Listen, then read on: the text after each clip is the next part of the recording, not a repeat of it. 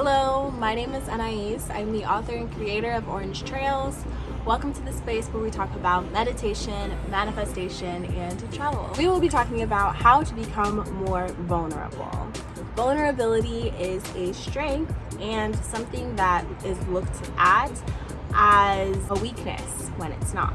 What does this have to do with meditation and mindfulness? Say you're ready to have a genuine relationship with somebody, or even a genuine relationship with yourself. You're ready to make decisions that may be a little bit different than what you've thought of in the past. You may be ready to follow your dreams or take the leap to change things up in your life. You may be ready to really be open with your friends, and you're tired of looking at yourself from another place. And this takes vulnerability. So what does it mean to be vulnerable? Well, in war, negotiations, and even in a place where we want to have advantage, vulnerability is seen as a weakness than a strength. When you think about vulnerability, you don't see how important it can be to be vulnerable with someone. The reason you may have come to this video is because you want to be able to have a deeper connection with your friends, or even in a relationship, or even with yourself. And you don't know how to pull down those walls that have been blocking you from creating this deep connection with someone.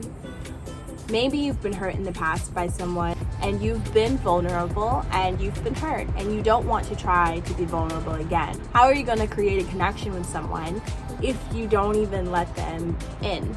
Here are some ways on how you could be more vulnerable. First off, you have to see vulnerability as a strength than a weakness. A person who is vulnerable is resilient, they are open to challenges, they are strong, and they're able to be free and experience life experiences. Why are they resilient? Because if you're being vulnerable with someone, say you've been hurt in the past, but you are still able to create connections with someone, you are able to bounce back from that situation even stronger. You are open to challenges because if something in life maybe throws a curveball at you from taking a risk, then you're not turned off by saying, I'm never going to take a risk again. No, in fact, you brush it off, cry your tears, and start again, because being vulnerable wasn't the issue that caused you to experience this pain. It was just a life experience and a lesson that helped and caused you to grow. People who are vulnerable are more likely to take risks. I've seen a lot of good things that happen from risk taking. So your question may be this: how can I be more vulnerable? Here is an abstract example of how I came into vulnerability. It may not be your example, but this is in mine. So I was, and maybe sometimes still can be, a people pleaser. Working in customer service breaks down those walls that you've put up to say, no, I don't like this person is treating me wrong, I'm walking away.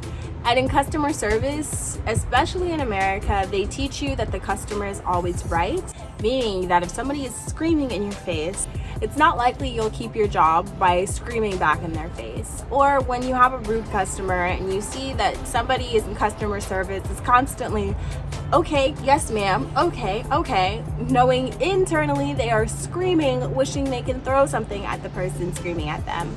Of course, it is natural ability to be able to react in the way that you want to react, especially to a negative catalyst, but customer service teaches you how to dilute those feelings. All this to say that I did carry a lot of this diluted behavior into my everyday life. So no longer was I saying, yes ma'am, of course, that's okay, my apologies, whenever it wasn't even my fault. I was carrying this into my everyday life. Of course, yes, my apologies, to something I didn't even do. And I noticed people were very receptive to someone who was overly friendly, overly compensating, and overly reliable. I did not like negativity. Negative comments in the customer service industry means you lose your job. I equated negative criticism as losing people who liked me. I did not want to be unliked, and that was a core fear of mine. So in being vulnerable, it taught me to open up to the no's and no thank yous. This does go hand in hand with boundaries and another segment that I can talk about. In this precise situation, this was my form of vulnerability, being able to speak my mind. Especially when I was disagreeing with someone I deeply admired or someone I really cared about. Disagreement was a terrible reflection on me because I thought that the other person was right and I was wrong. It did take a lot of healing, a lot of questioning, and a lot of journaling for me to get to the center of why I even felt this way. And it was a really great discovery for me because I was able to work through it when I found the root cause. Now, if you are trying to find your root cause of how you can become more vulnerable and why these feelings set up, think about it this way. Here is a journaling exercise you can practice. The question is, when I feel like my walls are coming down, what do I associate this discomfort with?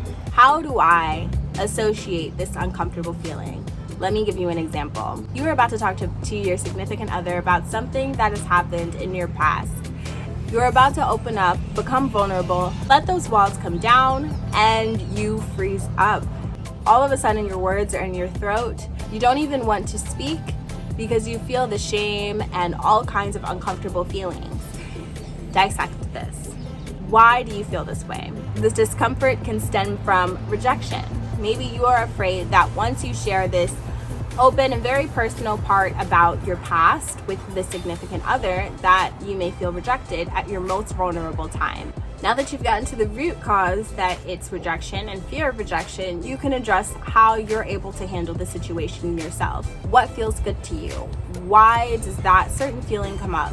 And how can you become comfortable with being able to share something personal about yourself with your significant other that has been laying on your chest to share about, and not associating you being vulnerable with vulnerability causes rejection.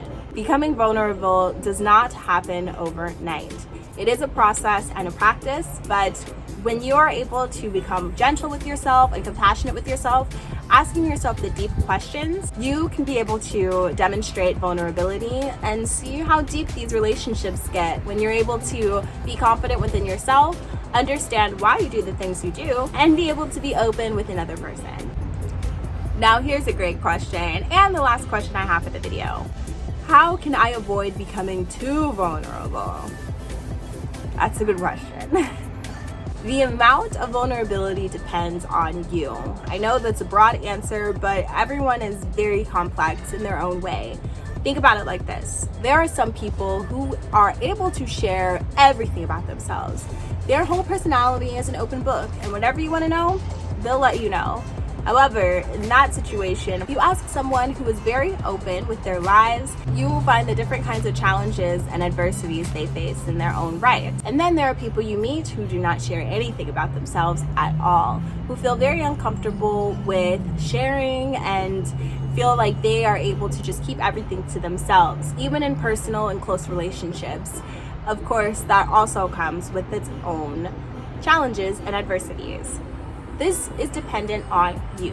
What do you feel comfortable with sharing? And if it lays on your heart to share it, then it's probably worth sharing. How much vulnerability you would like to display depends on truth and discernment, which are other things that we can talk about as well. If you're looking for the key to avoid pain, there isn't one, unfortunately. And we all know that pain is not enjoyable, but vulnerability does have its strengths and it does have its rewards. In being vulnerable, you'll be able to realize that you can create even deeper connections with others and what feels comfortable or uncomfortable to you. Being able to discern which situations you're in that feel good. Also being able to be resilient if something doesn't go your way. When you practice these steps on how to be more vulnerable and open up more, you realize that you're a little bit more comfortable with yourself than you thought, which is great. And that's really all the goal of this video is to help you to be more comfortable in your vulnerability. Hopefully these tips helped. For more information on meditation, mindfulness, manifestation, and travel, follow the blog at orangetrails.co. Hopefully you guys have a great, wonderful, amazing, and blessed day. Thank you so much.